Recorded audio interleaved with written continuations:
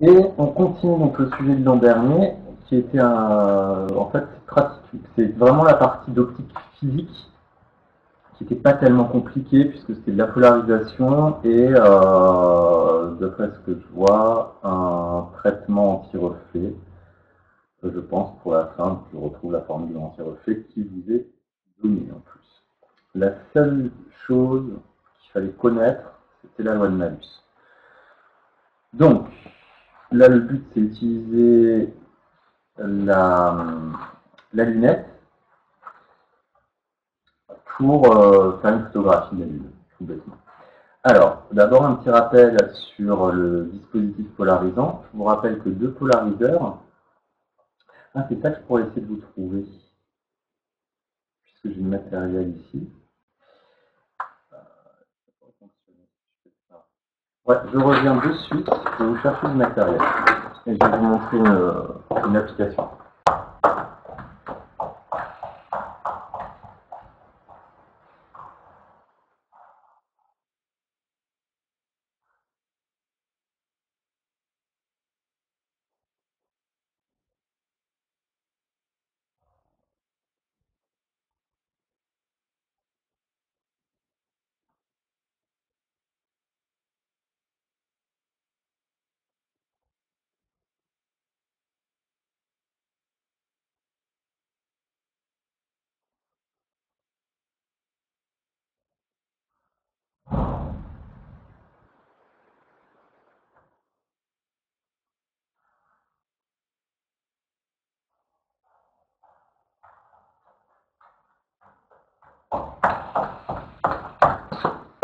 No. Alors, ça, c'est ce qu'on appelle des polariseurs. Donc, avec un écran blanc, je pense. Donc là, vous voyez, on peut voir à travers. Vous voyez ma main. Et par contre, maintenant, si je mets deux polariseurs ensemble, je croise, ce que vous allez voir théoriquement, la lumière, là, je vais le refaire. Voilà. Ça devient tout noir. Pourquoi? Parce que justement, la lumière ne passe plus. Je retourne mon polariseur et vous voyez la lumière qui permet d'apparaître. Donc ça dépend en fait de l'angle qui existe entre les axes du polariseur. Donc on arrive à calculer. D'accord? Alors, c'est le but ici. Donc vous avez un premier schéma qui vous était donné du document réponse. Et ce qu'on vous demandait, c'était comment est-ce que vous devez placer le deuxième polariseur de façon à avoir une transmission qui va être minimale. C'est-à-dire, comment est-ce que, si les deux polariseurs étaient parfaits, on pourrait complètement éteindre la lumière qui arrive dessus. Pour faire ça, en fait, un polariseur, les deux polariseurs doivent être croisés. C'est-à-dire, le premier polariseur, ici, qu'est-ce qu'il va faire? Il va choisir la direction de polarisation privilégiée en étant verticale. Donc, pour pouvoir éteindre une polarisation verticale, on va choisir un polariseur croisé à 90 degrés en lui attribuant un axe de polarisation horizontale. Donc, tout ce qu'il y avait à faire, c'était placer la petite flèche de façon horizontale. Et après, pour le schéma 3, comment est-ce qu'on obtient une transmission qui va être maximale? Cette fois-ci, il faut que les deux polariseurs soient orientés dans le même sens. Donc là, on va mettre une flèche verticale. Donc là, rien de compliqué sur tout ce qui est polarisation. Qu'est-ce qui s'adapte pour moi? Laurine, fais voir ta connexion, comme on l'a dit. Tu as une bonne connexion. Je vais faire être un peu plus basse. Je vais essayer, mais je ne sais pas si vous allez voir quelque chose. C'est tout mon... Alors. Paramètres multimédia. Je suis pas déjà bien en résolution. Si je fais ça. Vous voyez, ça pixelise vachement plus. Hein.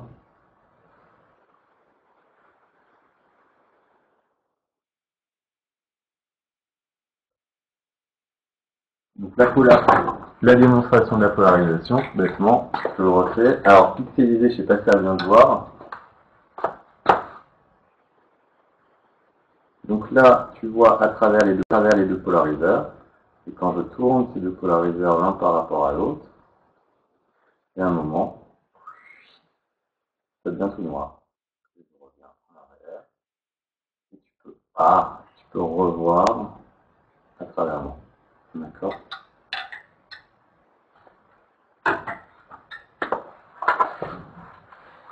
Malgré tout, la résolution là, qui est assez basse, vous arrivez à voir au tableau ou pas? Ok. Si jamais vraiment il y a des choses qui sont un peu imprécises, je remonterai la qualité de la vidéo, le temps que vous notiez tout le monde, et puis après je reviens. D'accord? On va faire comme ça. Alors, donc ça c'est pour les deux premières questions de la partie 3. Partie 3.3. Le client veut déterminer l'angle bêta formé par les directions P1 et P2 tel que la transmission soit égale à 13%. Donc pour ça, on vous demande d'écrire la relation entre le flux, la transmission totale de votre polariseur, et le flux entrant qu'on appelle phi, et le flux sortant qu'on appelle phi2. Donc là, rien de compliqué. La transmission, c'est la 3.3.1.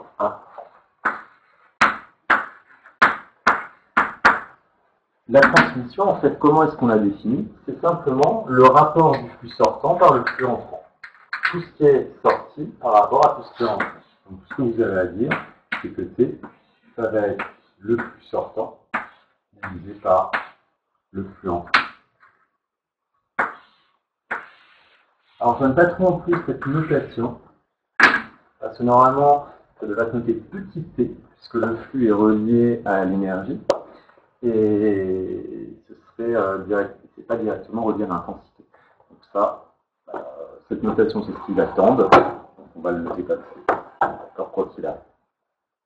Là, ouais, c'est vachement pixelisé l'image. Hein. Très bien. Alors, écrire la relation existante entre phi1 et phi2. En plus, il vous rappelle le nom de la relation, puisque vous avez, c'est la connaître. Il y a juste un petit piège, c'est un terme au carré qui va apparaître. Donc, pour la 3.3.2, je vous demande la loi de Malus.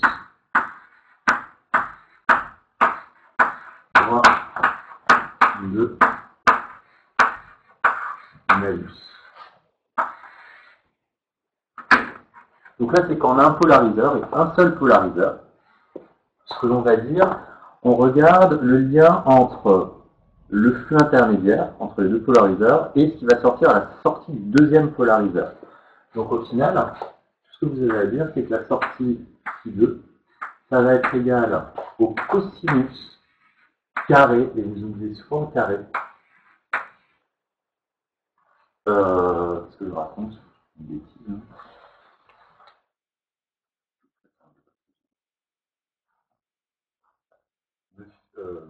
De l'angle qui existe entre les deux.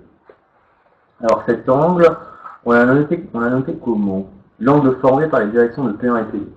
Donc c'est l'angle θ, et multiplié par le flux qui rentre à l'intérieur du polariseur. Donc si par exemple, vous avez une direction de polarisation au départ qui est comme ça. D'accord. Maintenant, vous placez votre deuxième polariseur avec un certain angle, un peu plus grand. Par exemple, une direction qui va être ici. Vous regardez la projection de la polarisation incidente, et là vous avez l'angle bêta qui existe entre l'angle de l'incidence divisé par l'angle du polariseur. Donc ici vous avez un flux phi1 qui arrive, et à la sortie vous allez avoir une onde avec un flux qui va être égal à phi2. Donc cette relation, elle pourrait être phi1 bien entendu devant. Phi1 cos carré bêta, ça marche très bien. Mais cette loi à connaître. Si vous avez une question de polarisation claire et nette, il faudra connaître la loi de Malus. Je pense que c'est une des seules choses qu'ils vont vous demander. en plus de savoir qu'est-ce que c'est qu'un milieu biréfringent. Bon, il y a deux indices différents de propagation. Mais si vous avez de la polar, c'est là-dessus parce que tous les instruments d'optique qu'on utilise en microscopie, en télescopie, ils sont maintenant polarisés. Ça va pour la loi de malus?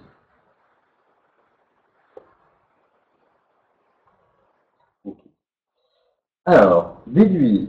Non, écrire la relation, ça c'est fait. Déduire alors des deux questions précédentes la valeur de l'angle bêta correspondant à T 13%. Comme le polariseur P1 est supposé parfait, on rappelle que Φ1 est égal à 50% de Φ. Alors c'est vrai qu'à partir du moment où on n'utilise qu'un seul polariseur, vous voyez la luminosité, l'image que vous voyez à travers mon polariseur ici, elle est plus sombre que sans le polariseur. Pourquoi? Quoi qu'il arrive, un polariseur, la lumière naturelle qui passe à travers, elle n'est pas polarisée. Et donc au final, il y a 50% de la lumière qui va sortir polarisée. Il y a 50% de cette lumière qui va être absorbée par le polariseur quoi qu'il arrive.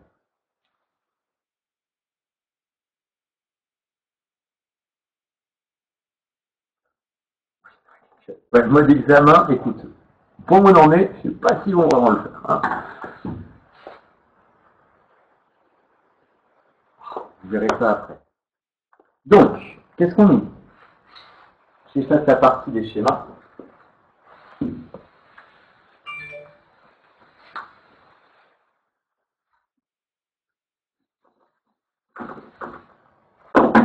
On en est à la 3, 3.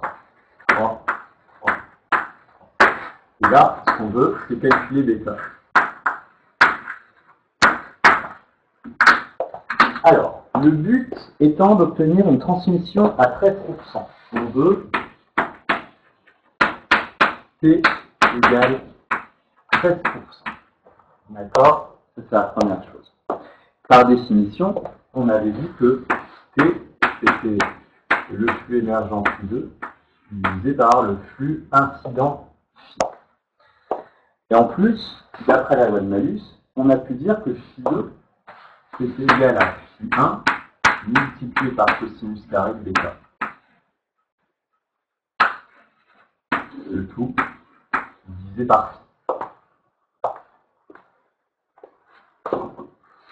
Et en plus, on vous le dit, même si ça, je considère qu'il vaudrait mieux que vous le sachiez, que lorsque le flux incident traverse un polariseur, il y a 50% de son flux qui va disparaître.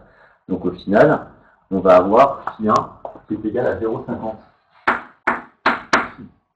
0,50 multiplié par Φ, ça c'est pour remplacer Φ1, multiplié par cosinus carré de 4, divisé par Φ. Donc qu'est-ce qui se passe ici? Vous pouvez simplifier les flux incidents. Et donc, qu'est-ce qu'on peut dire? C'est que cosinus de bêta, vous allez faire passer 0,50 de l'autre côté, c'est T sur 0,50. Et comme vous l'avez au carré, c'est la racine carrée de T sur 0,50.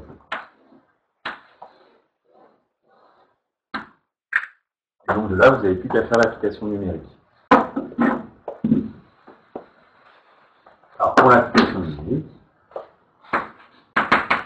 le seul fait dans lequel vous pouvez tomber, c'est oublier de voir que les pourcentages vont marquer 13. Pourcentage, pas oublier, ça fait du 0,13%. 0,13, donc 13% c'est 0,13, divisé par 0,50. Qui vous donne, alors, un cosinus bêta, calculé. Seul il n'a pas vu. Levez la main. Pour le 0,5. Je répète. Pas de souci.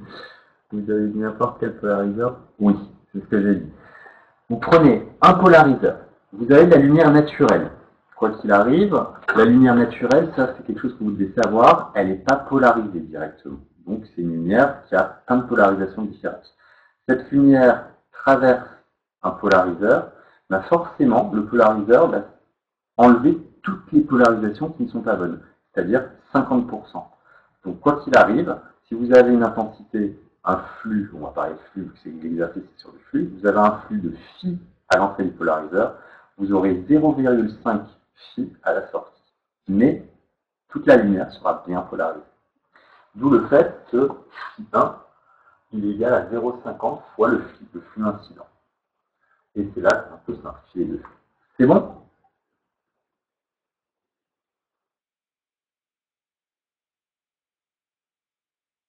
Nickel.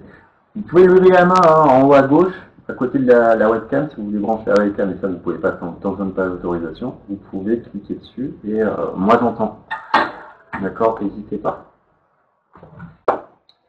Alors, j'en étais à mon calcul. Donc, racine de t, on veut 0,13 divisé par 0,5. Ça nous donne cosine de bêta 0, allez, il faut deux chiffres significatifs. Vous ne respectez pas, ça c'est pas grave, on déplace. 0,51. Et donc, pour avoir bêta, alors c'est là qu'il faut que vous fassiez gaffe. Est-ce que vous allez avoir le résultat en degrés ou en radians? Moi, ce que je vous conseille, c'est de mettre le résultat en degrés. Et pour ça, il faut vous assurer que votre calculette est bien en mode degré. Donc moi, je vérifie, elle est bien. Et ensuite, pour avoir le bêta, faites juste cosinus moins 1 de 0,51. Ça va vous donner, alors, cosinus moins 1 de ma réponse. 59,3. 59,3.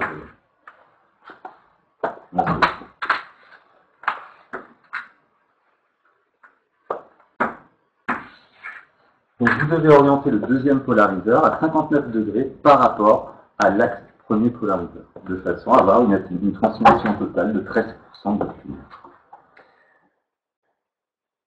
Voilà. Vous voyez que c'était pas tellement compliqué ça. Ça c'est vraiment la partie polarisation. Et puis après on va avoir l'autre partie d'optique physique qui va être sur les interférences. Alors, qu'est-ce qu'il vous dit? Il est mentionné dans les caractéristiques du fil polarisant variable l'existence d'un revêtement constitué de fluorure de magnésium pour réduire les réflexions. Préciser le principe physique permettant de réduire les réflexions et compléter le schéma 4 du document réponse. Très simple. Là, vraiment ne pas se compliquer la tête. Alors pour limiter les réflexions, on va utiliser un des principes physiques qu'on avait vu l'an dernier, qui était les interférences destructives. On va prendre des rayonnements de même longueur d'onde et on va dire qu'on va pouvoir utiliser des phénomènes d'interférence destructive pour que la lumière qui se réfléchisse s'annihile, se détruise les uns les autres de façon à avoir une interférence destructive et donc de ne plus avoir de lumière. Lumière plus lumière, ça peut faire du noir. Donc pour faire ça, il y a 3. Alors, 3, 3, 4. 3, 3, 4. Alors, on essaie de rédiger ça correctement. Pourquoi j'ai pas écrit? Alors, les documents réponse du schéma 4, c'est quoi?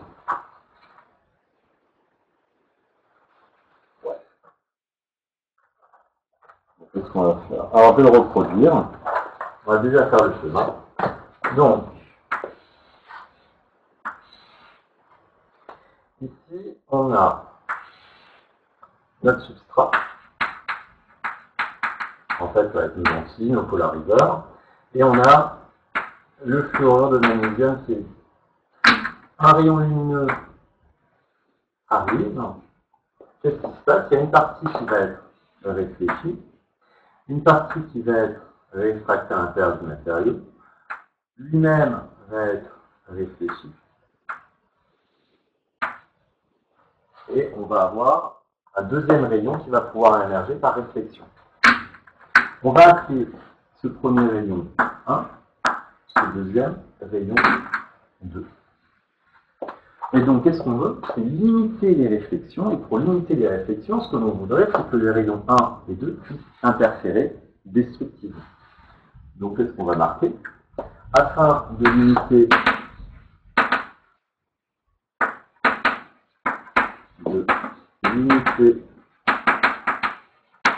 les réflexions, il faudrait que les rayons 1 et 2 interfèrent destructivement. Vous répondez ça suffit amplement. D'accord. Est-ce qu'on a bien répondu à la question? On va l'énoncer. Là. Et compléter le schéma 4. Je pense qu'on ne peut pas avoir plus dessus à raconter.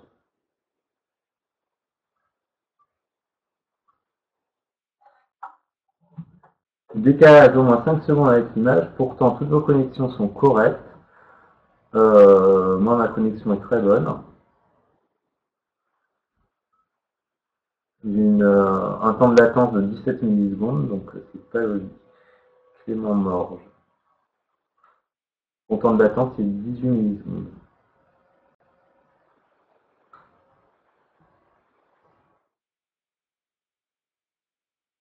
Bah, écoute, ma connexion, pour le moment, il y a marqué excellente. Pas trop de fluctuations.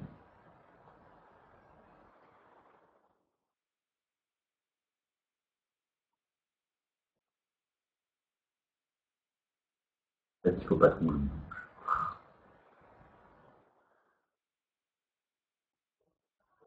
Bon, le principe de l'atténuation en réflexion, est-ce qu'elle est comprise?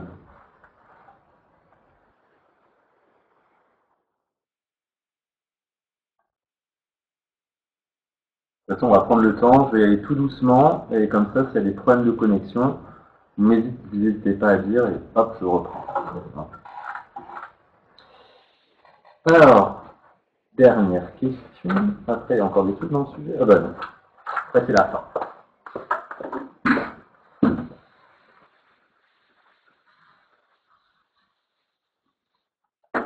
Alors, 3, 3, 4, 2.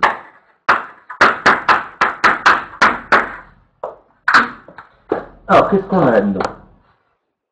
Dans le cas d'une incidence quasi normale de la lumière, montrer que l'épaisseur minimale de fluorure de magnésium à déposer, c'est écrit. Alors, on vous donne la formule, mais il va falloir le prouver. D'accord? Alors, comment est-ce qu'on prouve cette formule? Déjà, on vous parle d'incidence quasi normale. Ça veut dire qu'on n'est pas dans cette situation. Être quasi normal, ça veut dire que les rayons arrivent perpendiculairement entre eux. Donc, si on fait un schéma, je vais faire agrandir les trucs. J'ai mon rayon qui arrive là, pratiquement à la normale.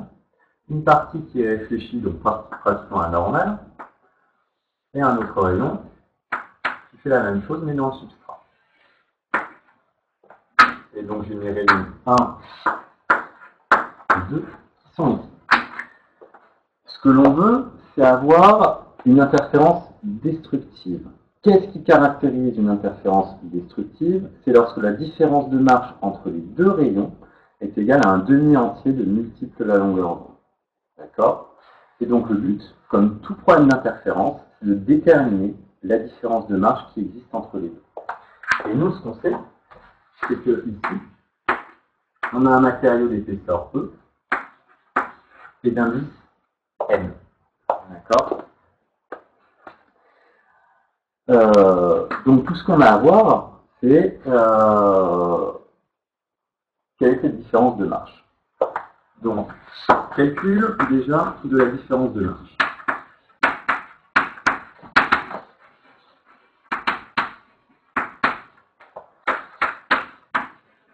On note delta. Donc delta, en fait, il va être égal à quoi? Il faut bien penser, en fait, que pour le rayon qui rebondit sur le substrat, qui est réfléchi sur le substrat, il traverse une première épaisseur E, et ensuite il retraverse par réflexion cette épaisseur E. Donc au final, on va avoir 2 fois E. Sauf que ce qui est important en optique physique, il faut absolument que ce soit le chemin optique qui soit considéré. Donc le chemin optique, ce n'est pas le chemin réel qui est traversé, il est multiplié par l'indice du matériau traversé. Donc ça va être 2E fois F. Et donc là, vous avez votre différence de marche. Alors, normalement, il faut aussi regarder quelque chose. Je vous rappelle que lorsqu'on passe, on y réfléchit d'un milieu moins restringent vers un milieu plus restringent, qu'est-ce qui se passe? Il y a un ajout pour la différence de marge d'un facteur lambda sur 2. Alors, là, moi je connais déjà le résultat, je sais que comme la formule qui nous donne c'est ici, il n'y est pas celui-là. Pourquoi? C'est bien précisé. Indice de N, Mg, F2, il est à 1,38. Il est inférieur à l'indice du substrat. Bah ouais, alors c'est pas logique.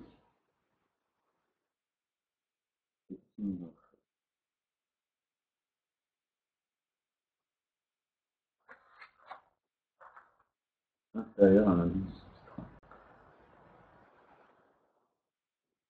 Donc, quand on passe maintenant, j'ai un doute, je vais juste vérifier sur internet, ajout, déphasage, lambda. Alors,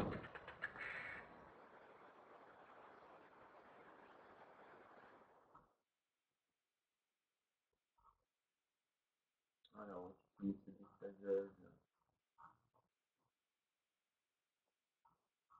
je ne trouve pas.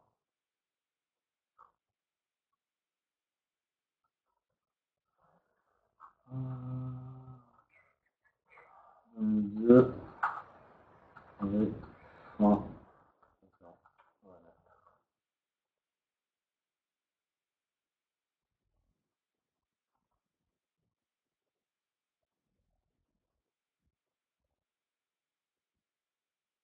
Alors, ce qui est bizarre, on ne le voit pas. Alors maintenant, j'ai un petit doute à vérifier dans le cours. Est-ce que c'est quand on passe d'un milieu moins restringent à un plus restringent, réflexion?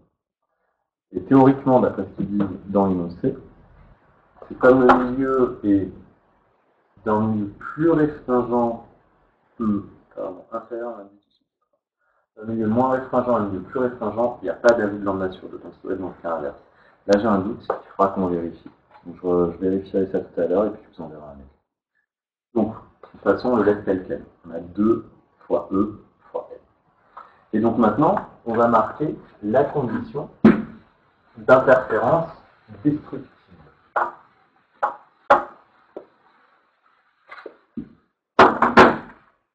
Donc, condition d'interférence destructive lorsque delta est égal à un demi entier qu'on va appeler K plus 1 demi de la longueur. D'accord? Donc quand vous avez ça, vous avez une interférence qui est dite destructive. Pour ensuite montrer notre formule, on remplace notre delta par ce qu'on a trouvé. On va donc avoir 2 E n est égal à K plus 1 demi de lambda. Et comme nous, ce qui nous intéresse, c'est avoir l'épaisseur minimale, pour l'épaisseur minimale,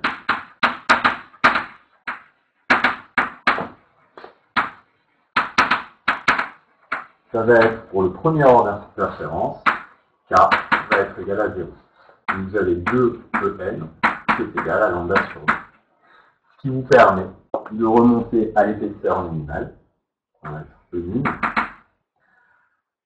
E min va être égal à lambda sur 2 fois 2n, c'est-à-dire lambda sur 4.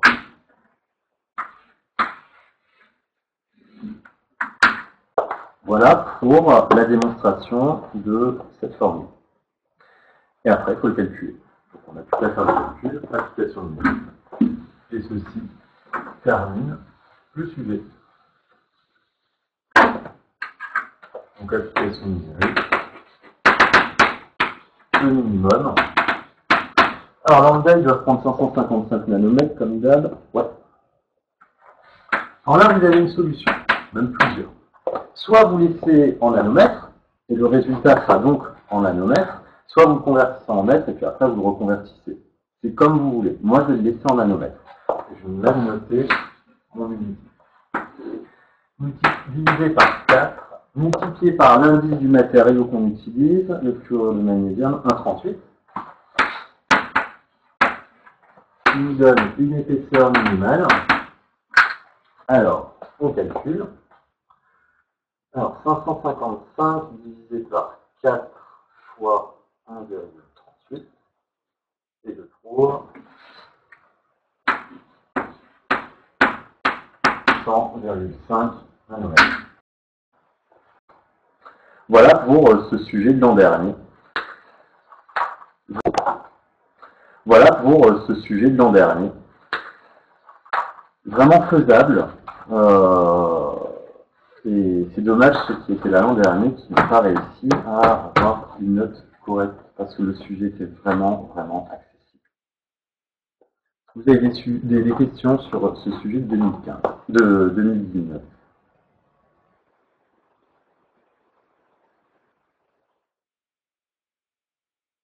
Je comprends pas. On ne justifie pas le coefficient. C'est quoi le cos R égale 1 que tu demandes, Manon?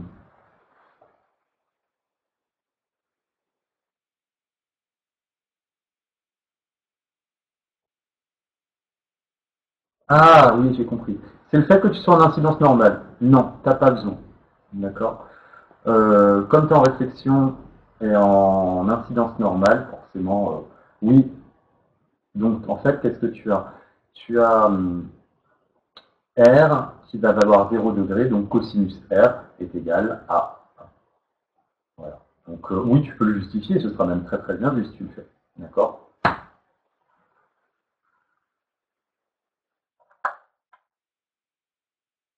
Autre question?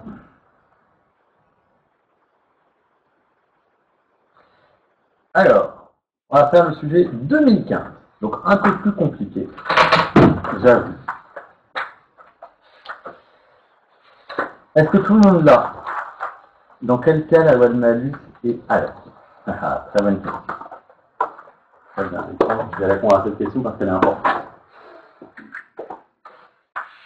La loi de malus, ce sera I0 sur 2 fois cosinus carré de l'angle, si et seulement si tu as deux polariseurs. C'est exactement ce qu'on a fait là. Mais pour un seul polariseur, ce sera I égale I0 fois cosinus carré de l'état. Pourquoi? Donc, un polariseur.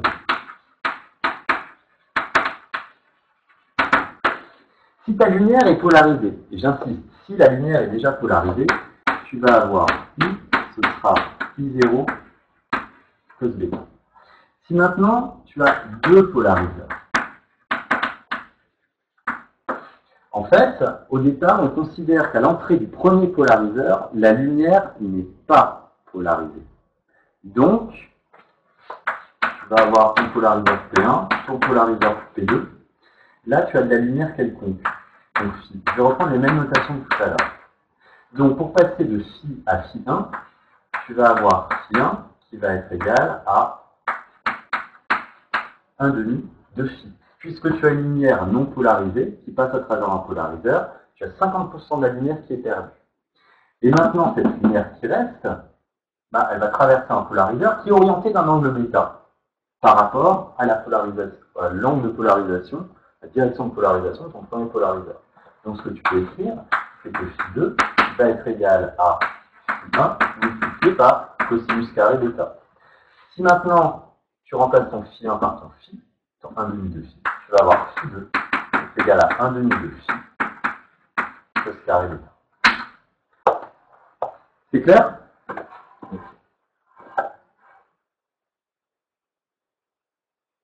Voilà. Ça, c'est vrai, c'est des petites questions pièges qui peuvent vous poser, vous oubliez le facteur endémique, c'est mort.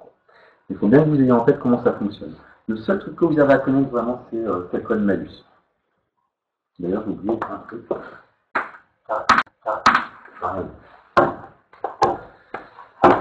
On peut attaquer le prochain sujet?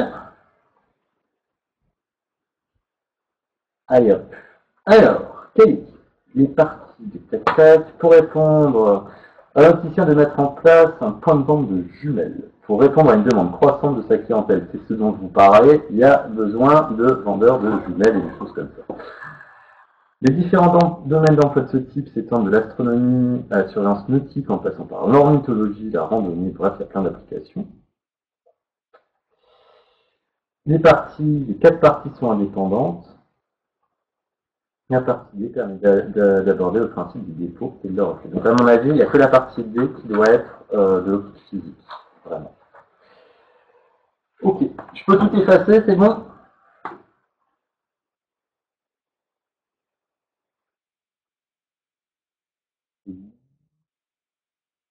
Allez, go.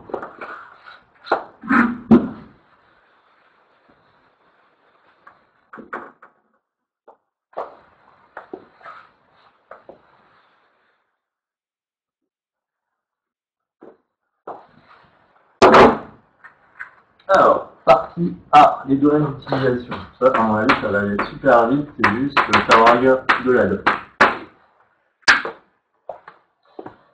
Alors, qu'est-ce qu'il vous demande? Deux tableaux, figure 1 dessus décrit les modèles en fonction de leur domaine d'utilisation. Ben, c'est sûr qu'en fonction de ce que vous voulez faire avec des jumelles, vous n'allez pas utiliser le même type de jumelles. Ça, donc il y a 3 grands types. Observation de la nature, jumelles proches pour les photographes, et les grosses jumelles qui sont les jumelles de précision. Donc ça va être plutôt pour de longues distances, avec un large champ d'observation. En analysant ce document, répondre aux questions suivantes. Quelle grandeur représente les deux chiffres, comme par exemple 10 fois 42, caractérisant chacun des modèles? Alors, pas de plan. Indication.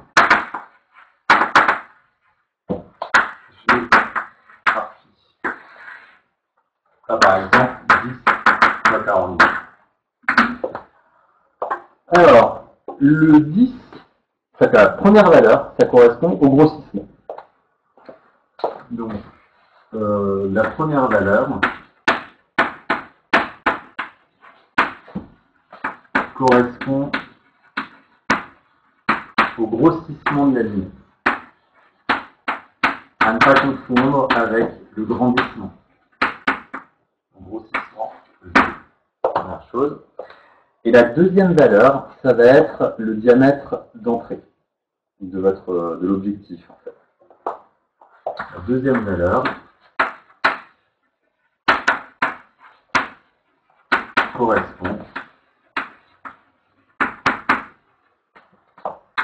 au diamètre d'entrée. En fait, en général, c'est la taille, on va considérer ça comme le diamètre du diaphragme d'ouverture, au diamètre de l'objectif. Donc, phi DO, souvent considéré comme diaphragme d'ouverture.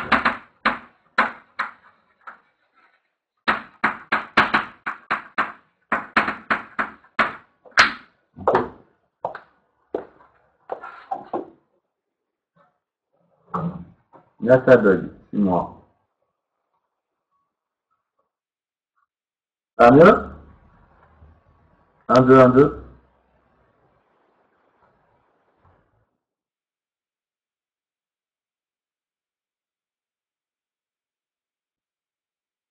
Ok. Donc, première valeur, le grossissement, grand G. Deuxième valeur, diamètre de l'objectif, qui est souvent considéré, mais des fois on est coupé. Dès que vous êtes coupé, les mains. Comme ça, j'arrête. Laurine, ça va pas mieux.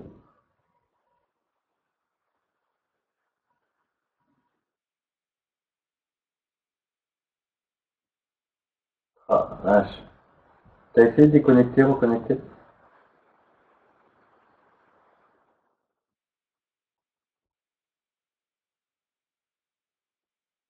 Essaye. Pour le moment, question 2, on y va. Alors, qu'est-ce qu'ils veulent? Relever 3 critères de choix énoncés dans le document. Alors, les gens veulent 3. En général, de l'avoir plus. Donc,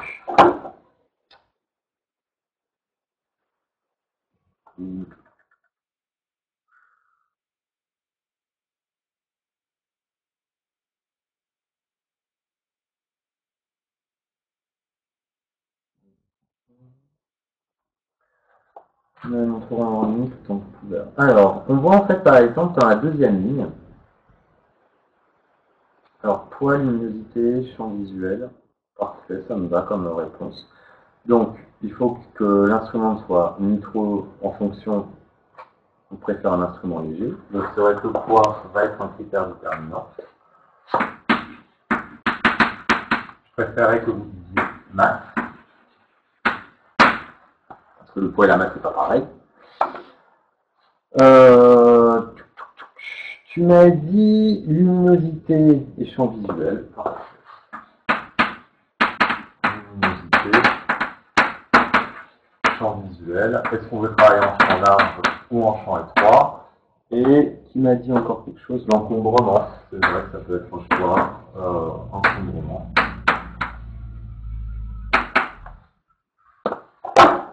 Qu'est-ce qu'il y aurait d'autre encore?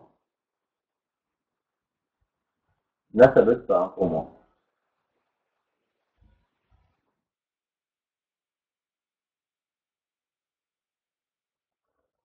Ni trop volumineux.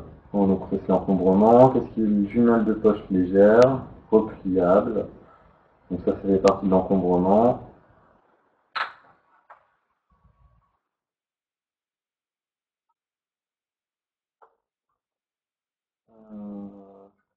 Champ large. Il n'y a rien d'autre. Rien d'autre à dire. Pour la partie A, un point. Ça doit être 0,5, 0,5. Allez, partie B.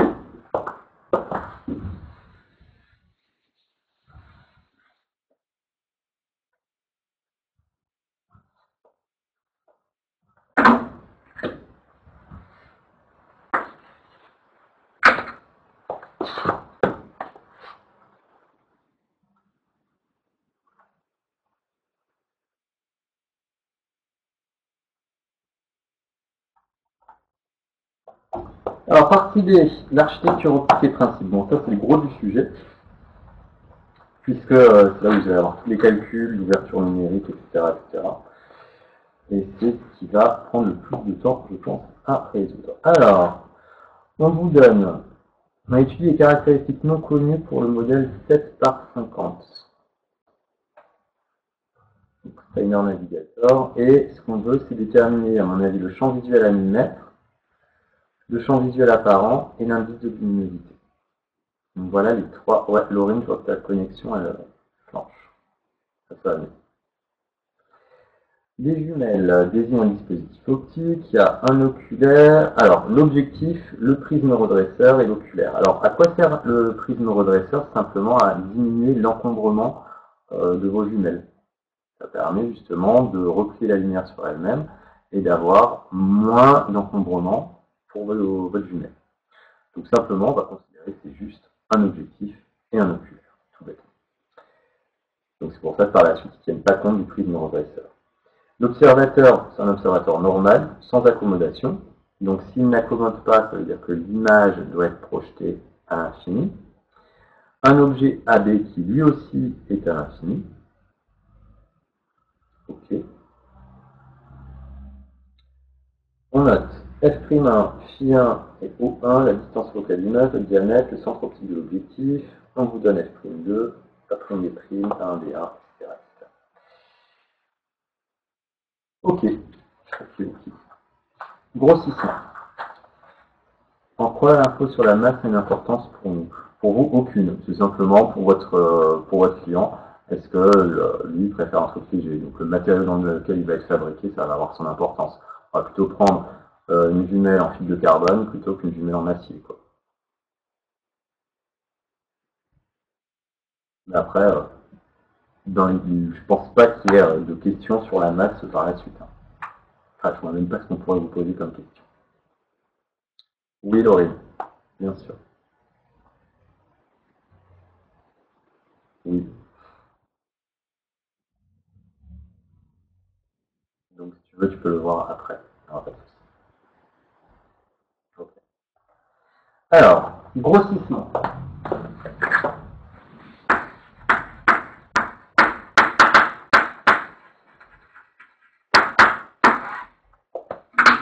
première question, B1A.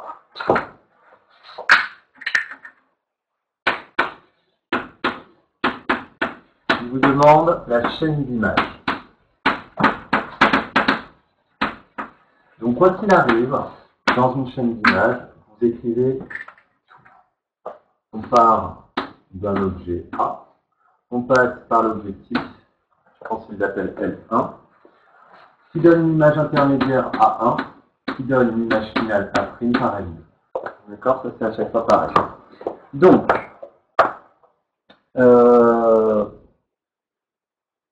va faire le cas pour un observateur qui est hémétrope. Donc, un observateur hémétrope.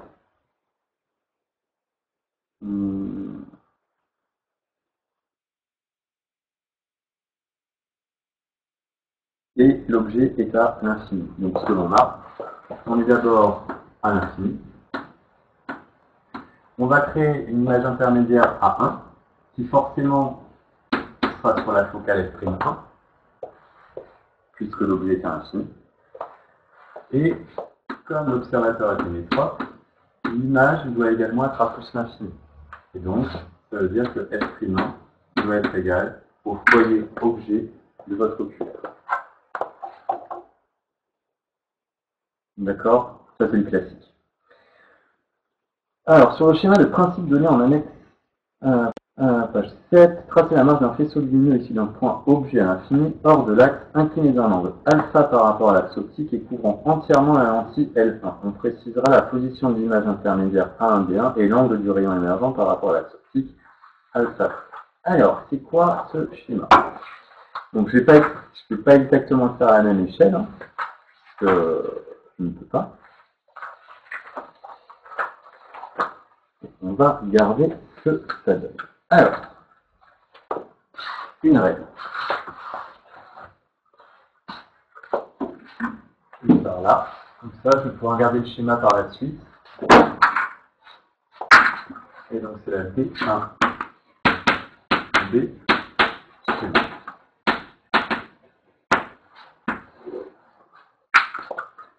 Alors, on va tracer un axe optique.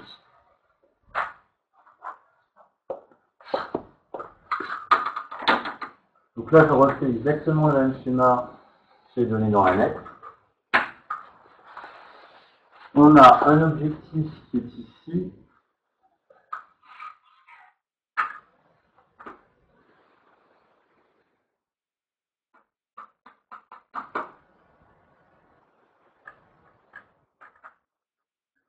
Voilà. Oui. Dans le corrigé, ils disent que AB est sur F et A'B'. Bah parce que tu fais sans accommodation. Donc forcément, ton foyer objet de ton ensemble est à l'infini, ton foyer image de ton ensemble doit aussi être à l'infini.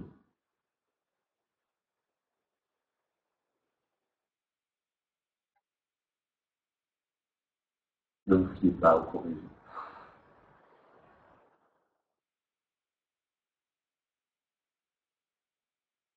C'est bon, Alexandre?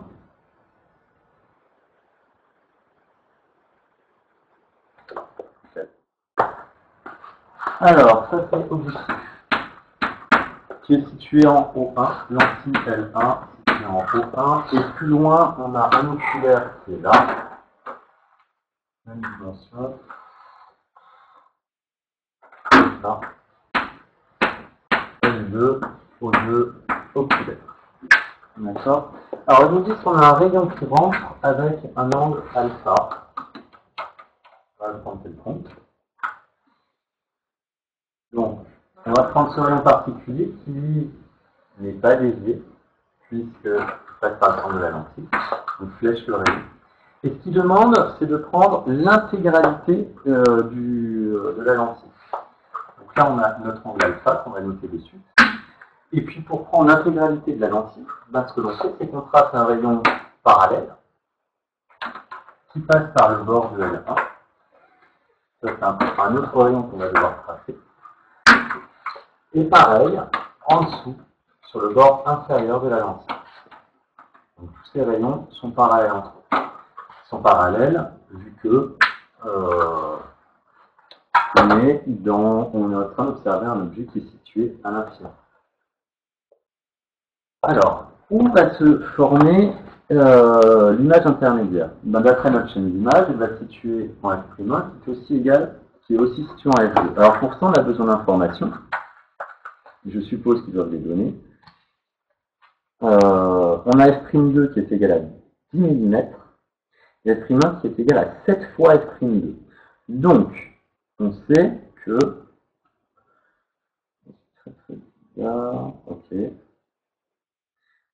Que entre, si on considère qu'on sépare cette distance en 7, donc en 8 plutôt, là on doit avoir 1/8, et là on doit avoir 8/8 pareil.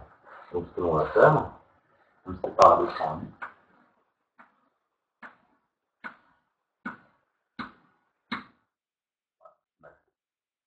C'est trop grand au départ, on va le prendre un peu plus petit. Normalement il doit être indiqué sur votre schéma, je pense.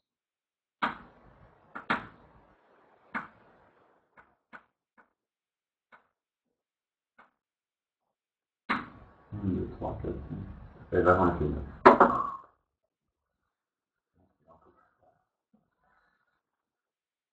Donc on va considérer qu'il est là. D'accord? Donc là, qu'est-ce qu'on a? On a F'1 qui est égal à F2. Le foyer objet de la deuxième lentille, qui est oculaire, qui est aussi le foyer image de l'objectif. Et en fait, vous savez que votre image, elle se forme à cet endroit. Donc directement, vous pouvez dessiner votre image intermédiaire dans ce plan focal. Vous savez que ici, vous allez avoir B1. Et comme tous les rayons vont passer par ce point, ben vous pouvez compléter votre schéma. Vous dites que vous allez avoir ici le rayon vert qui passe par B1 et ce rayon bleu qui passe également par B1.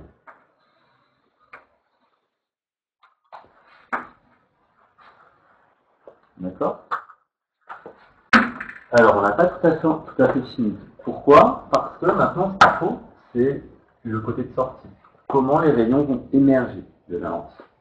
Ben, on va repartir de B1 et puis on va tracer un rayon particulier, celui qui n'est pas dévié. Puisqu'on sait que l'image se forme à l'infini, tous les rayons vont être parallèles en sortie de l'oculaire.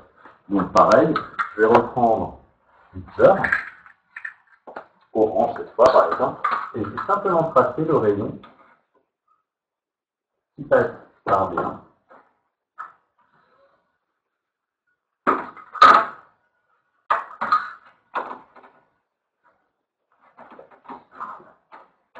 Qui passe par B1 et par O2, qui lui n'est pas dévié. Et ce qui me permet de compléter les trois autres rayons, puisque tous ces rayons vont être parallèles entre eux et donc parallèles au rayon orange. Donc, je vais commencer le rayon bleu. On prend la parallèle.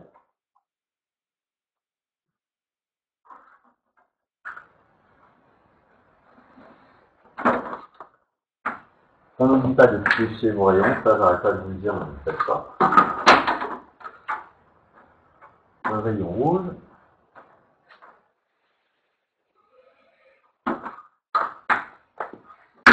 Et mon rayon vert.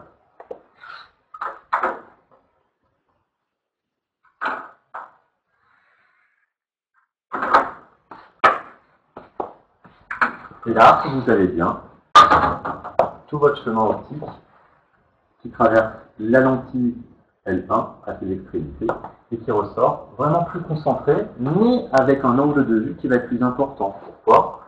Puisque c'est ici qu'on retrouve notre alpha prime, l'angle sous lequel va être vu l'objet à travers notre jumelle.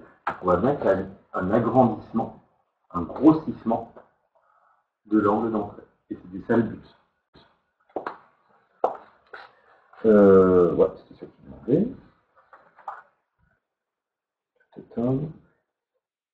On précise la position de l'image intermédiaire, ça c'est fait. L'angle de rayon émergent, ça c'est fait. On a tout fait, on est bon.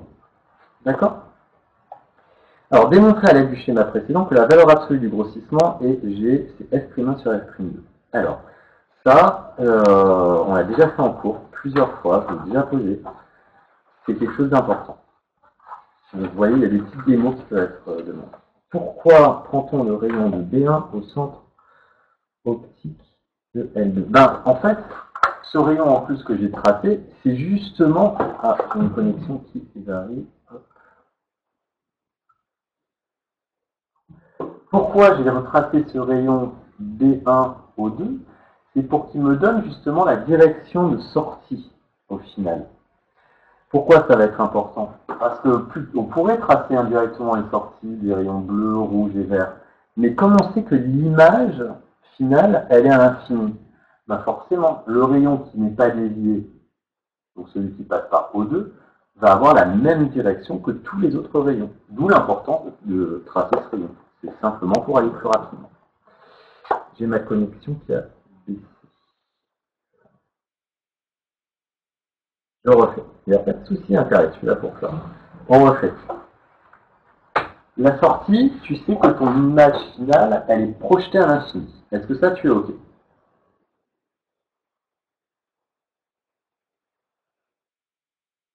Un oui ou un non? Clarisse.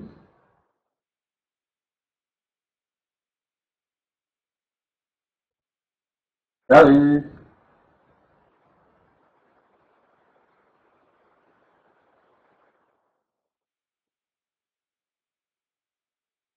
Non, moi, écoute, là, ça va, j'ai super connexion.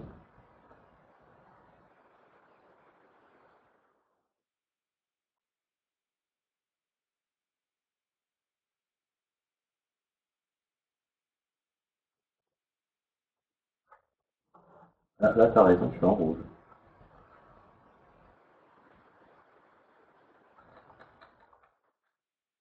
Non, on est bon.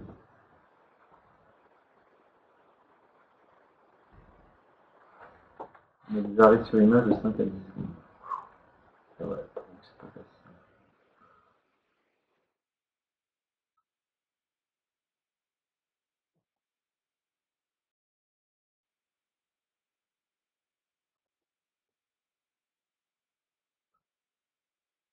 J'ai changé quelque chose, là.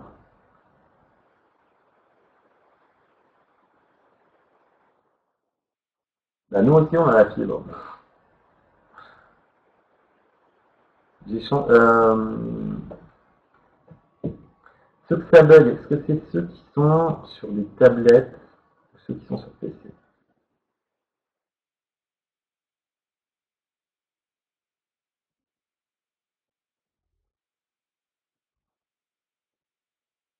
Ouais,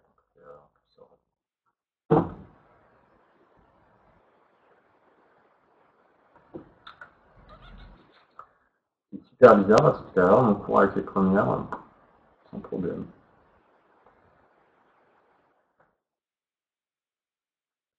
D'accord, merci. Juste, j'aurais fait la parallèle au rayon existant, passant par O2. Oui, bah ça revient exactement au même, hein, Clarisse. Ça revient, ouais, ça revient exactement au même. Il n'y a pas de souci.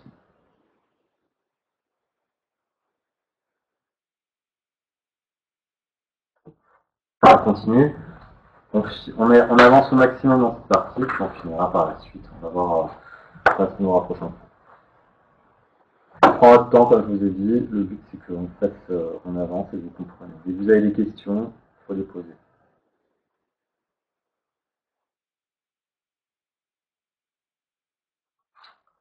D'accord.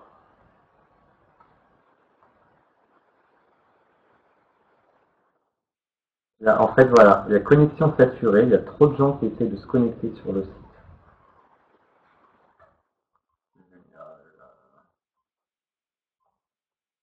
J'ai repris la main.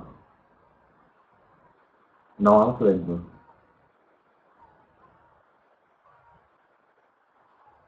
Alors, je vais libérer la bande passante. 10 secondes.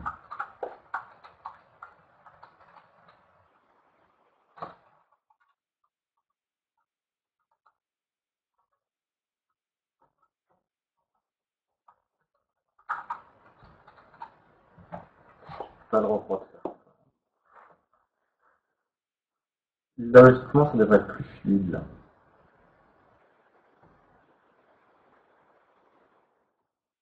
Oui ou non?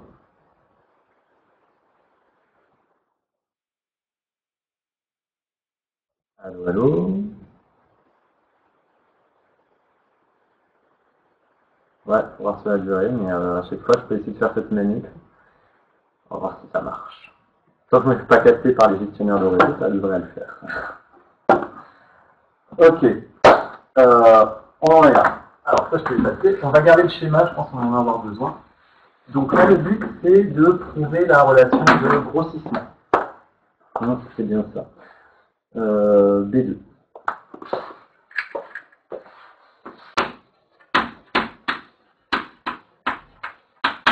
Grossissement. Donc bien entendu, là, vous devez connaître la définition du grossissement. Le grossissement G, par définition, c'est alpha prime sur alpha, et on va prendre la valeur absolue, là, c'est ce qu'il nous montre. D'accord, il nous montre simplement la valeur absolue du grossissement.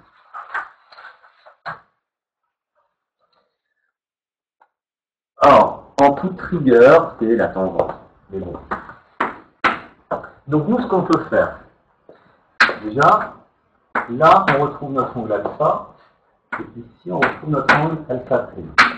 Donc ce qu'on peut dire, c'est que tangente alpha, et on se suppose toujours dans l'approximation des petits angles, donc ce que l'on va dire, c'est que tangente alpha est à peu près égal à alpha, et que la tangente de cet angle, c'est l'opposé, donc la taille de notre image intermédiaire, A1, B1, divisé par la distance entre la lentille et le plan des champs, c'est-à-dire S'1.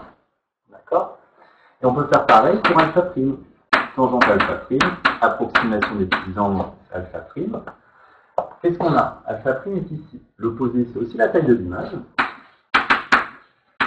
divisé par la distance qui sépare la lentille L2 du plan de champ, c'est-à-dire S'2.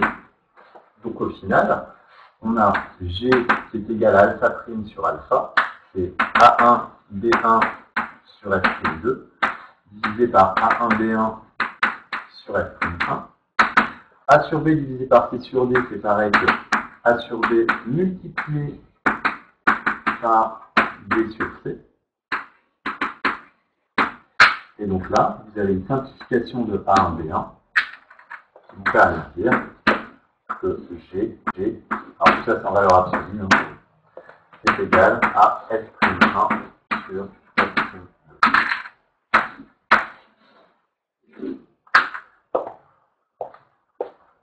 Ça va? Il y a eu des rebugs ou pas? Ou pas? Oui, encore eu des bugs. Là,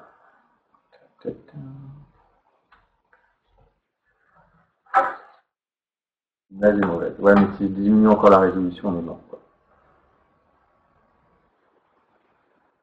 Alors, démonstration du grossissement, ça peut vous être... Ouais, Cassandra, ça fait une très très mauvaise connexion. C'est vachement fluctuant chez toi.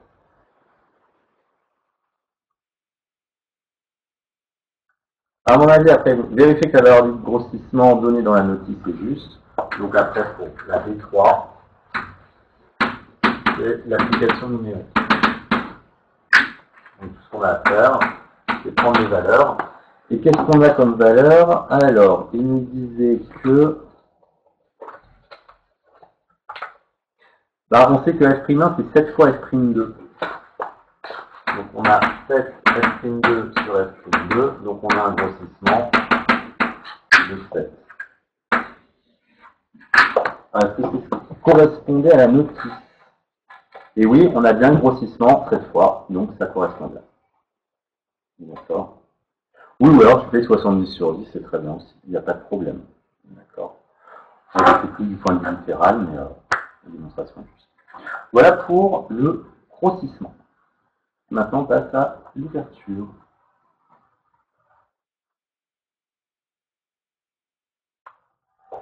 Est-ce que je peux effacer à gauche?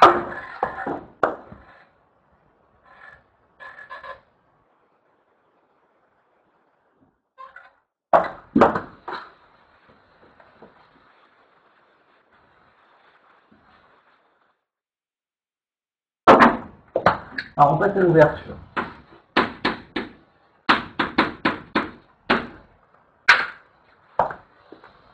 Voilà. On prendra Φ1 égale 50 mm, Φ2 égale 18,4 mm. Donc Φ1 c'est le diamètre de l'objectif, Φ2 ça va être le diamètre de l'oculaire. En vous plaçant dans l'espace intermédiaire, montrez que la monture de l'objectif joue le rôle du diaphragme d'ouverture. Donc là il faut le prouver. Je vous ai dit qu'en général l'objectif ça va toujours être notre diaphragme d'ouverture pour nous. Et justifier le raisonnement à l'aide d'un schéma à l'échelle ou d'un calcul. 1. Schéma à l'échelle. Soit. On va faire les deux. On va faire les deux. D'accord. Donc, ce que l'on va faire. Donc, schéma à l'échelle. Donc, c'est la question B4.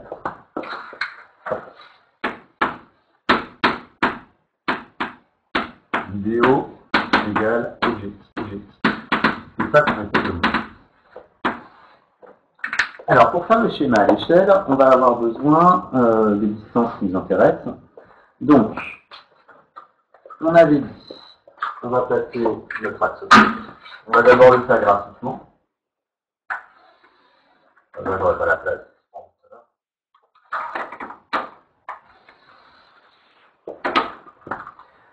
Alors, on a Φ1 qui vaut 50 mm. Donc 50 mm, ça fait 25 de chaque côté.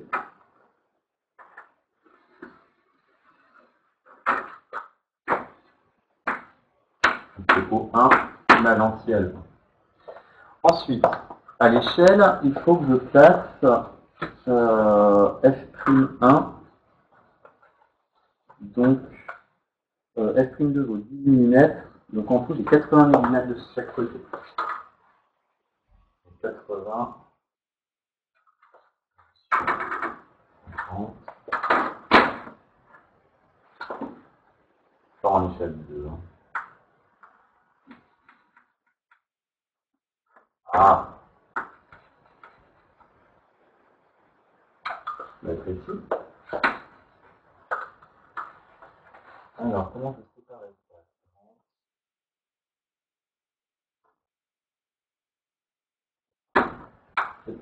Et là, je vais mettre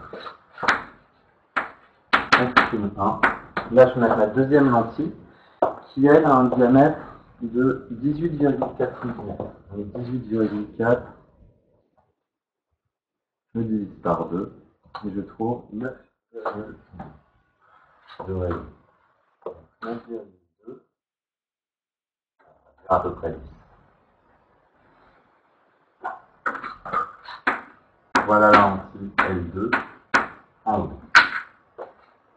Le plan des champs, c'est ça qui nous intéresse, il est ici. Donc ça, c'est bien le plan des champs.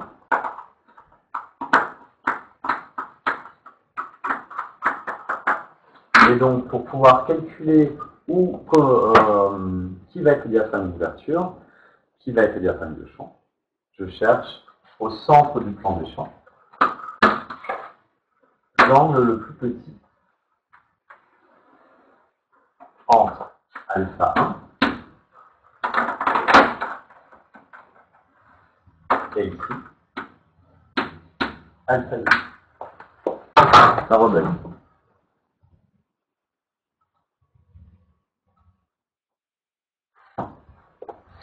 J'ai fait alpha 1, c'est ce qu'on va faire, on va voir.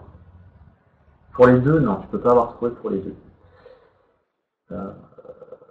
Alors, peut-être que tu as mis ta calculette en crayon. Donc, quand tu as fait arc-tangente, je t'ai retrouvé dans la mauvaise solution. Alors là, par contre, ce qu'il demande, c'est graphiquement, donc d'un schéma à l'échelle, chose qu'on vient de faire, ou d'un calcul. Grâce au schéma, tout de suite, vous pouvez dire quoi? Que alpha 1 est plus petit que alpha 2. Donc, ça justifie que la lentille L1 est bien le diaphragme d'ouverture. Alpha 1 plus petit que alpha 2, donc L1 c'est le diaphragme d'ouverture. terminé. Alors là, on fait l'étude dans l'espace intermédiaire, je vous signale. Donc, c'est direct.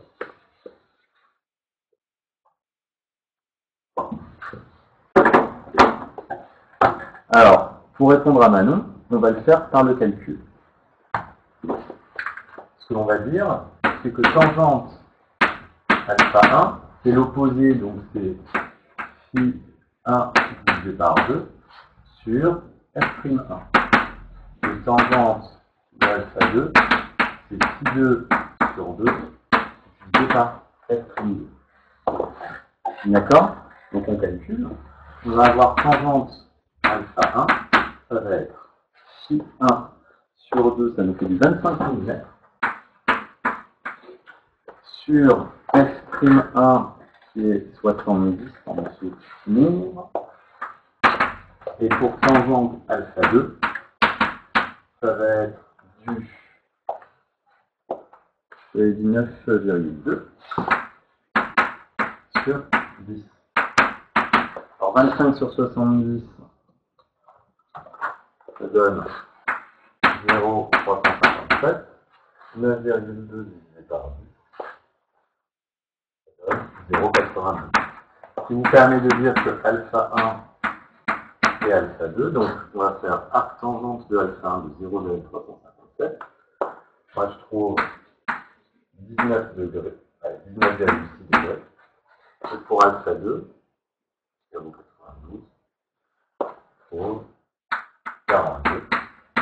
Et vous voyez bien que alpha 1 est plus petit que alpha 2, d'où le fait que L1 soit le diaphragme d'ouverture. Vous voyez, tout ça, c'est des choses qu'on a fait, hein, vraiment, et que je pense que vous ne maîtrisez pas encore tout à fait, mais ça va... Ah, ok, j'ai multiplié, ben, erreur. Trigonométrie, non. Ok, on en est là. D5. Quelle est l'influence du diamètre de l'objectif sur l'image? Alors, à quoi? C'est sûr que si on diminue le diamètre de l'objectif, ben, il va y avoir moins de lumière qui va rentrer dans la jumelle, donc au final le flux va être moins important, et donc au final, ben, l'image, elle va être plus sombre. D'accord? Donc ça joue juste sur la luminosité.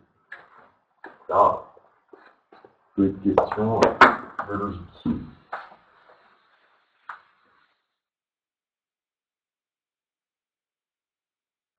Donc c'était la question B5.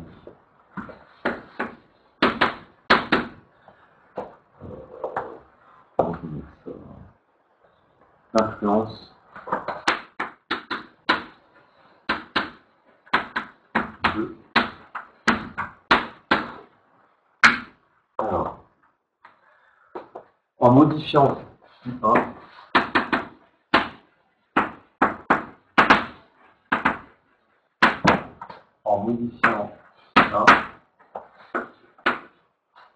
on modifie la quantité de lumière qui rentre dans la jumelle.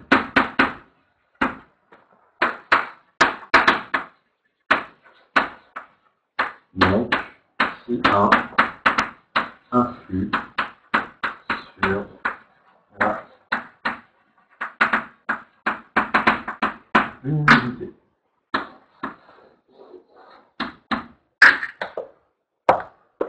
D'accord.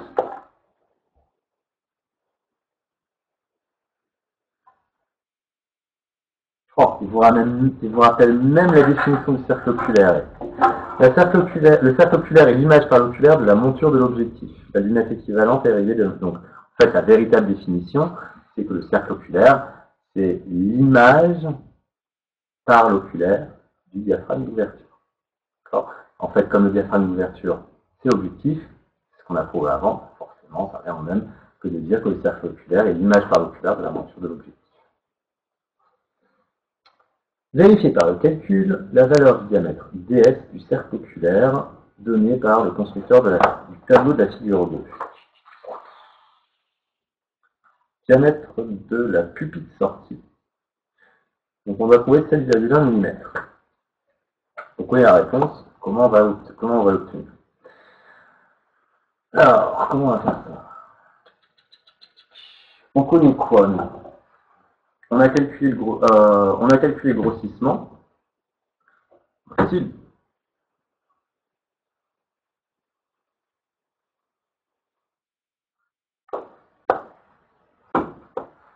Alors, pour la 6, moi j'ai juste 2,72. Est-ce qu'on considère que la moitié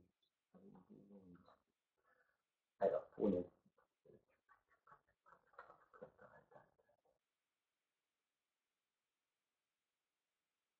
Alors, normalement, tu vas trouver 7,1, Coco.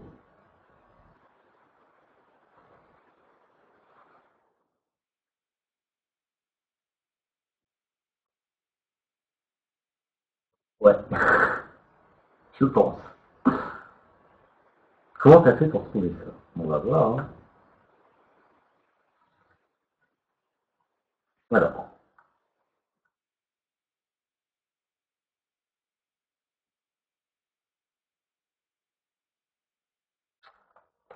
Euh, alors, comment on va faire ça?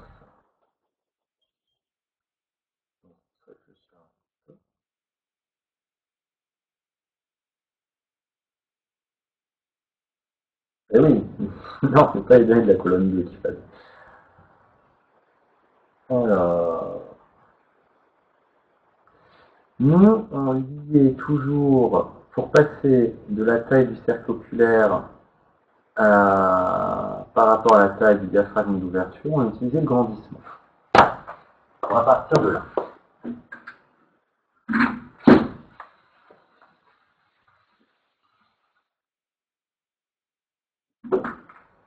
Donc, c'est la question B.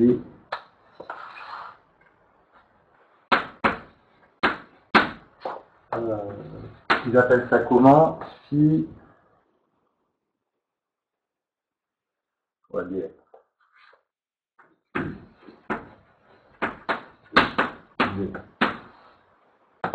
Donc, par définition, le diaphragme d'ouverture à travers L2, ça vous donne le cercle oculaire.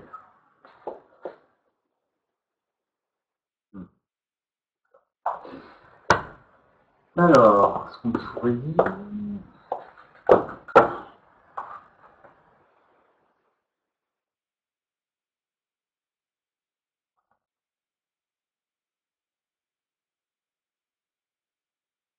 J'avais refait enfin, en fait, oui, 14 secondes.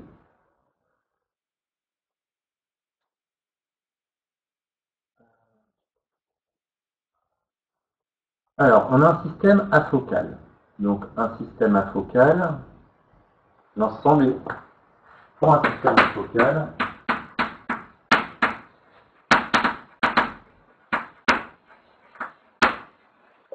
Gamma est constant.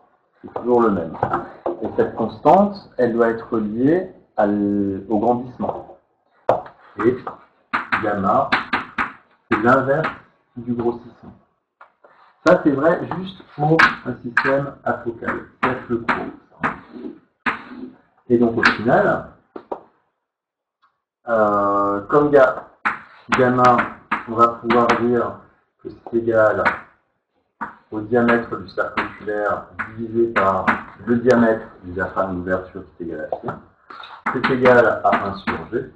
Donc ce qu'on peut dire, c'est que dS, ça va être phi 1 divisé par le grossissement. Et donc si on fait une application numérique, on va avoir dS. Donc phi 1 était égal à 50 000 mètres divisé par 7. On avait un grossissement de 7. 50 divisé par 7, ça donne 7,1 mm. Et dans les données, ils vous disent, voilà, 7,1 mm. Donc tout va bien, c'est correct.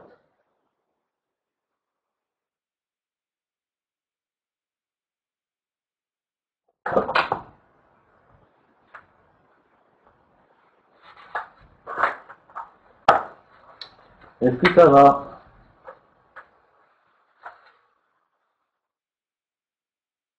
Il y a encore des bugs de connexion ou pas?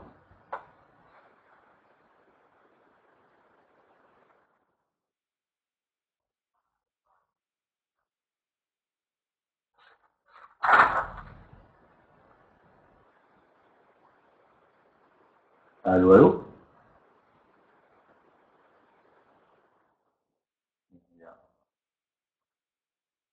J'ai plus d'image depuis 20 minutes. Ton bras. Ouais, ça dit au fin fond du monde.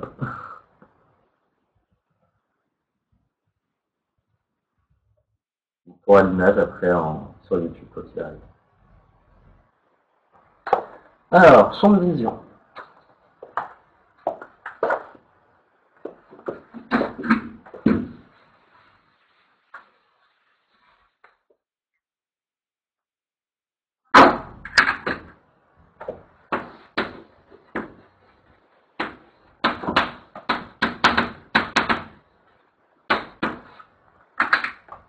Le constructeur désigne le champ visuel réel et apparent sur la méthode décrite pour les jumelles 1042, colonne 1 de la figure 2.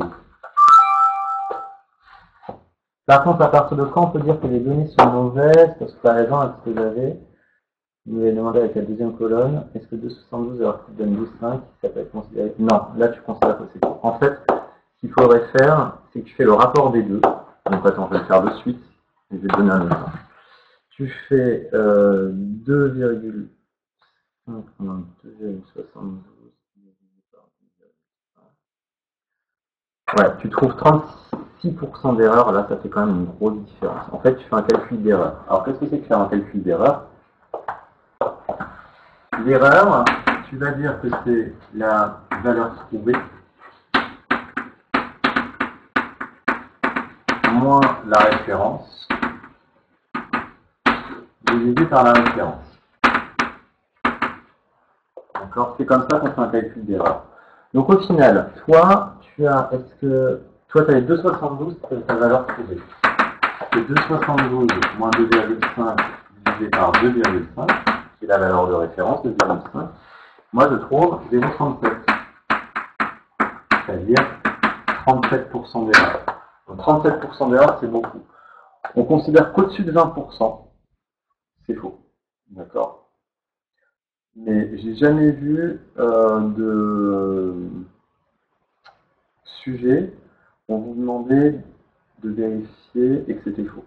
Normalement, vous devez trouver la même valeur à chaque fois. Moi, j'ai 8,8. Mais vous savez pas calculer, quoi. Alors, je sais pourquoi tu as obtenu 8,8, parce que tu n'as pas mis la parenthèse, tu as fait 2,72 moins 2,5 divisé par 2,5. Ah non, ça marche pas comme ça, 72. Comment tu peux avoir 8,8?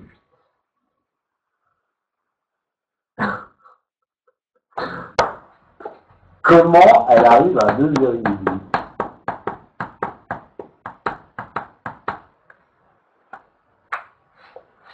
Non mais Clarisse, je sais pas là, je ne sais pas quoi te dire.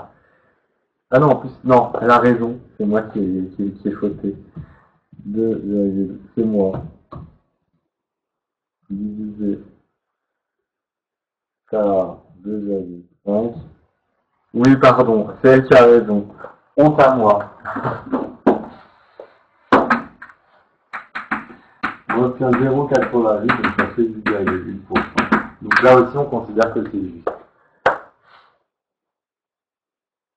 Ouais, je vais faire comme Sibeth NJ, mais à coup pas.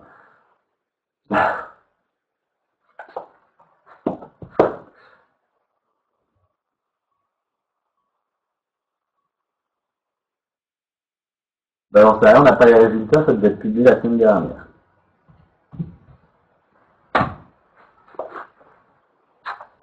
Oui. Alors, ouais, bien sûr. On a été champ de vision.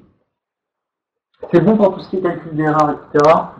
Ça peut être, c'est jamais demandé vraiment un calcul d'erreur, mais si vous le faites, pour montrer la validité de votre résultat. Si vous ne trouvez pas exactement la même valeur, vous trouvez un petit peu à côté, ben vous faites ce calcul, vous dites bon bah c'est bon, hein, les résultats sont bons, j'ai eu 8% d'erreur, c'est totalement acceptable. Alors, on admet que le champ visuel réel correspond au champ de pleine lumière. Bon, ok. Donc on va avoir des calculs de champ de pleine lumière. 1 degré équivaut à l'angle sous lequel on voit un objet de 17,5 mètres de haut quand on est situé à 1 km de distance. Ouais. Calculer à partir des éléments extraits de la colonne 3 du tableau figure 2, page 3, 7, en s'aidant de l'exemple cité à la figure 4. Bon. Ok. La valeur en mètres du champ visuel est réelle avec des jumelles. Bon. Alors, qu'est-ce qu'on trouve? En fait, c'est ça qui est compliqué dans votre sujet. C'est pas tellement les calculs, c'est qu'il faut fouiller pour trouver toutes les informations. Donc, table figure 2. Là, colonne 3, 3. La valeur en mètres du champ visuel réel. Et le champ visuel réel, c'est le champ de pleine lumière.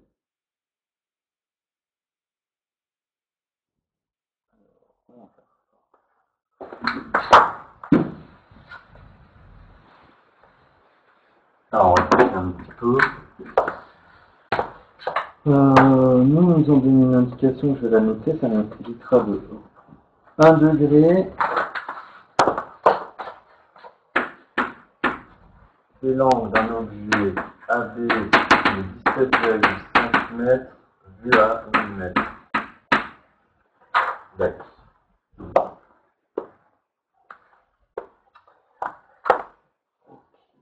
Donc on a le champ visuel apparent sans jumelle, il a 65 degrés sur la figure 4 et il est divisé par 10 avec les jumelles pour un objet de 114 mètres de haut.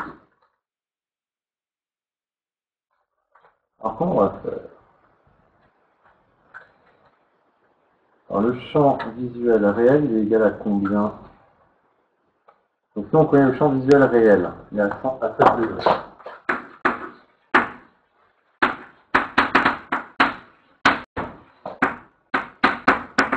Donc ça c'est dans les données, on le trouve dans le tableau. D'accord. Est-ce que vous me dites? Oui, il faut le prouver. 1 degré, c'est 17. Oh, bah, oui, en fait, c'est de la proportionnalité. Donc, si 1 degré, c'est 17,5 mètres,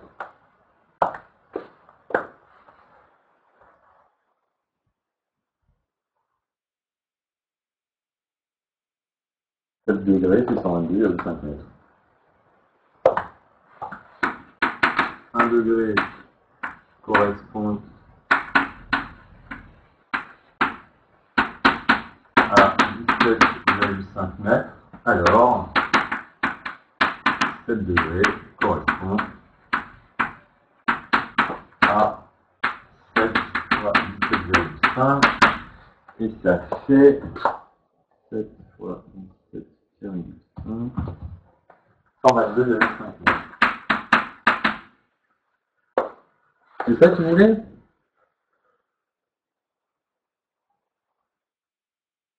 La valeur en mètres du champ visuel réel. Ok. Et on divisera le champ visuel apparent en degrés.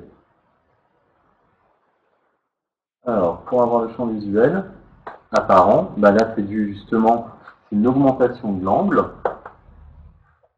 Et donc, le champ visuel apparent.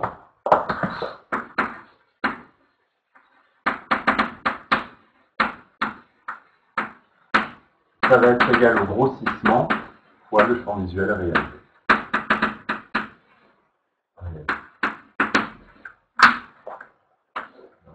Vous allez utiliser ça. Ce qui vous permet de dire, je crois qu'on avait un grossissement de 7 qu'on a calculé. Et donc vous avez un champ visuel apparent est égal à 7 fois 7 égale 49 degrés. Je pense que ça va être ça. Ça paraît cohérent. Ok.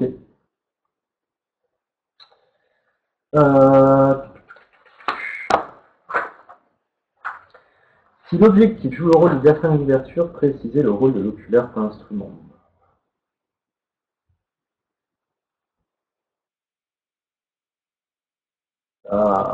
Il y a toujours deux éléments de diaphragme. L'un c'est le diaphragme d'ouverture et l'autre c'est le diaphragme c'est le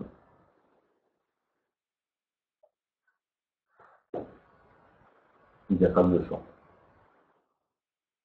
D'accord?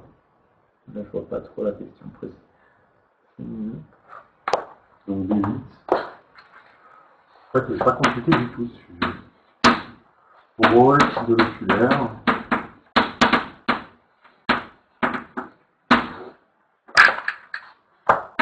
Le DO au temps L1, c'est pas l'objectif. L'oculaire joue le rôle de diaphragme de champ.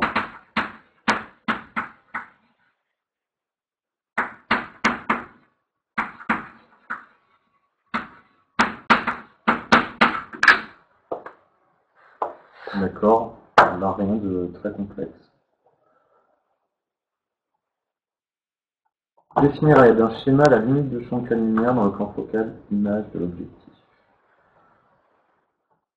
Pareil, donc on sait où va se former les images. On va faire un petit schéma à l'échelle, c'est ce qu'il y a à faire. Je peux effacer à gauche.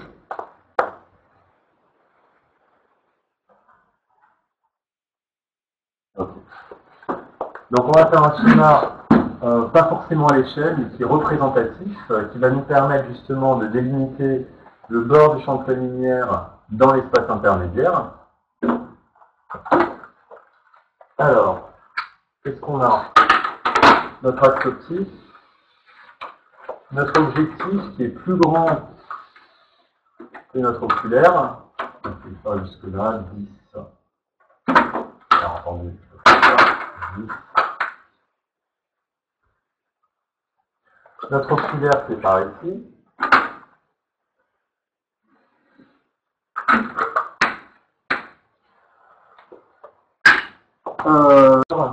On va relier les bords supérieurs entre eux.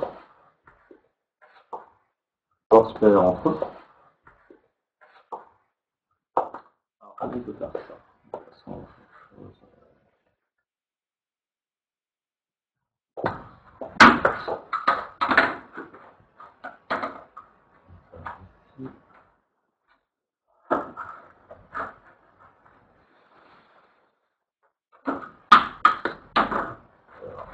les bords supérieurs de 2.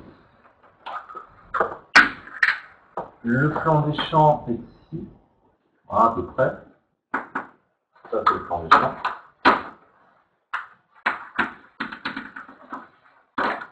Donc, c'est A1, c'est égal à F1, c'est égal à F2.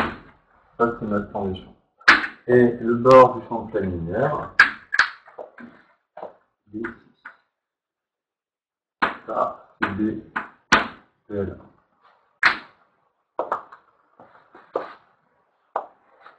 Ou 1, ou 2,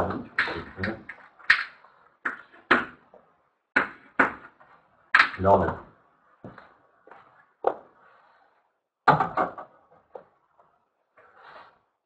Donc, définir à l'aide d'un schéma la limite du champ de pleine lumière dans le plan focal image objectif.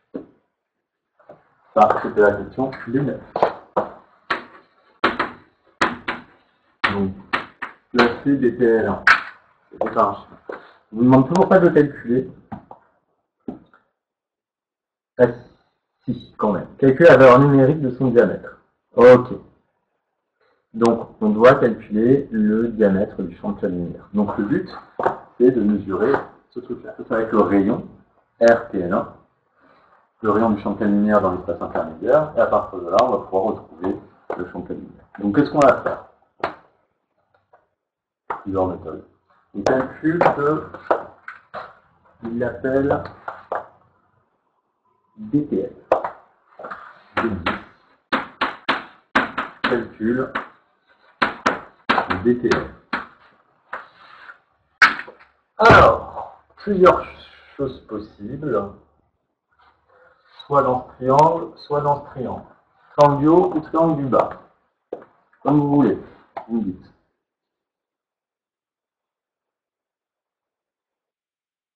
Allez, triangle du bas.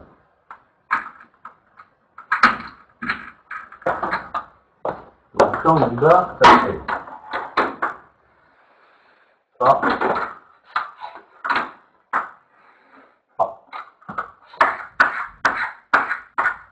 Et on a toute tête. Alors, quel est ce qu'il va nous dire? Le rapport des petits côtés sur les grands côtés est identique. Donc moi, je vais faire petit, ça va être ça. Donc ici, j'ai, comment on l'a appelé celui-là? Ça c'est phi 1. Donc j'ai phi 1. C'est phi 1 sur 2, hein, mais bon, comme je vais avoir tous les deux qui simplifient. Alors on le met, sinon ça va vous perturber. Phi 1 sur 2 plus ce qui m'intéresse, dpl sur 2, divisé par le grand. Donc le grand, pareil, c'est phi 1 sur 2 plus phi 2 sur 2 est égal à quoi? Petit, donc sur le grand, ça me fait f'1 sur f'1 plus f'2. Voilà ce qu'on a.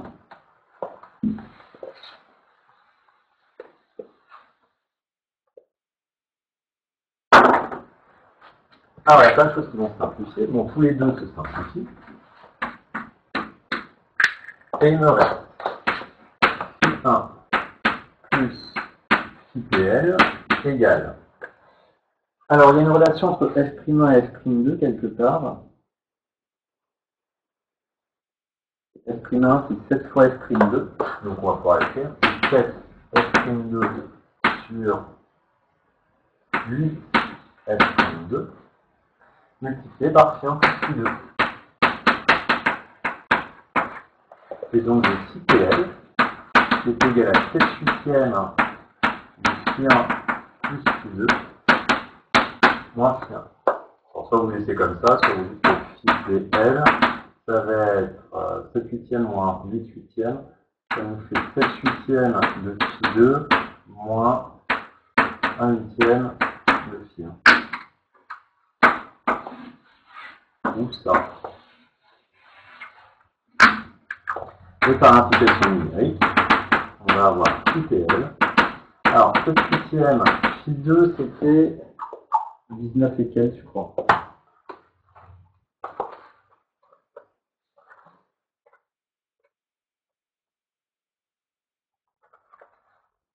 Dix-huit virgule quatre moins 1 huitième multiplié par 50. Et ça nous fait 7.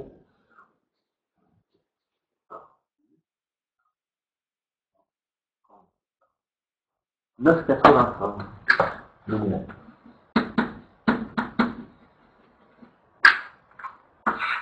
Voilà le diamètre du champ de pleine lumière.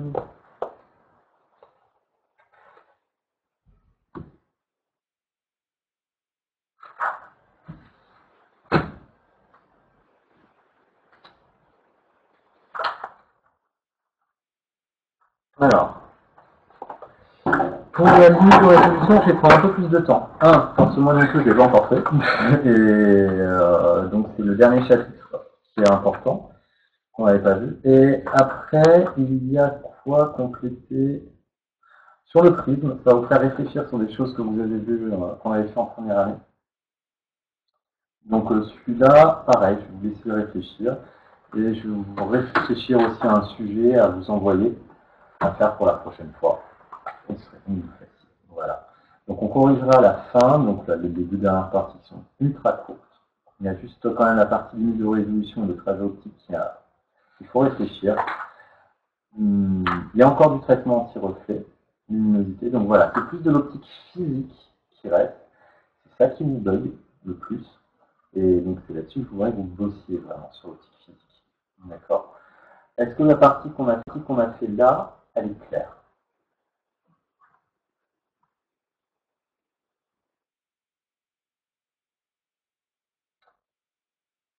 14, c'est quoi? 14, 15. Ah, compléter le schéma de la... Tu as ton prisme, tu considères sur chaque face du prisme, hein, la lumière rentre dans ton prisme et elle rebondit en réflexion totale. Le but, c'est que tu arrives à trouver quelle est la direction des faisceaux. Et en fait, il va falloir que tu utilises les lois de réfraction de Descartes qu'on a vu en première année. Réflexion, c'est l'angle de réflexion qui est égal à l'angle d'incidence. Réfraction, N sinus 1 est égal à 2 sinus.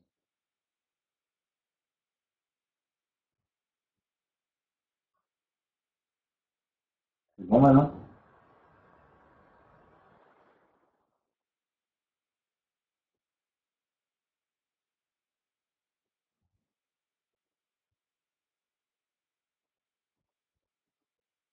Évite, essaie de le refaire, d'accord? Et la prochaine fois, de toute façon, on corrige avec mes termes à moi, mes définitions. En général, c'est plus clair que les corrections que vous trouvez sur Internet. Je vous le dis bien.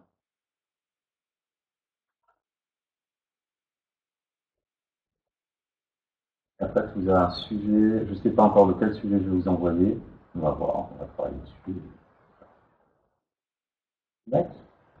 Sur ce, bon appétit si vous n'avez pas encore mangé. Ah, c'est pareil. DJ, j'ai pris K plus 0, donc je sais pas. Qu'est-ce que c'est que ce truc? Là, il y a 0. Attends. Oui, c'est bien. Non, t'as raison.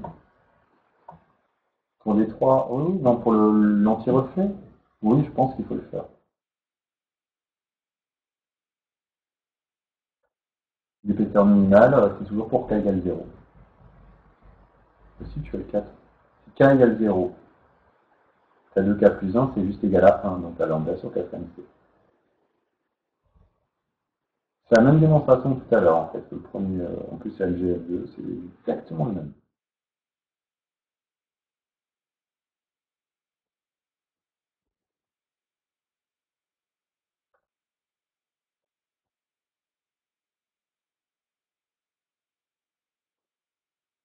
C'est du rajouter un. Et oui, oublie pas que c'est en interférence. Alors, c'est pareil. Soit tu fais.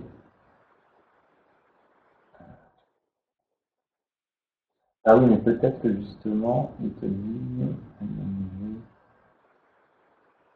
Alors, peut-être que là, il faut considérer un lambda sur 2 en plus.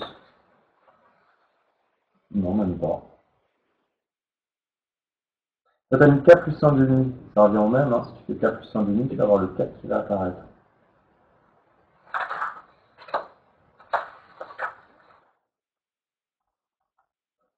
2K plus 1, c'est pareil que. Regarde-le quand tu mets K plus 1 demi, tu mets un demi en facteur. Et c'est là que ton 4 va apparaître. Non, ça ne tricher parce que tu n'auras pas l'épaisseur minimale.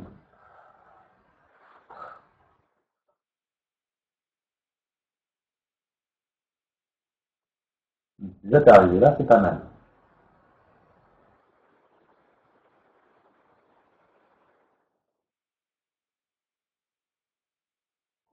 J'éteins la vidéo, pas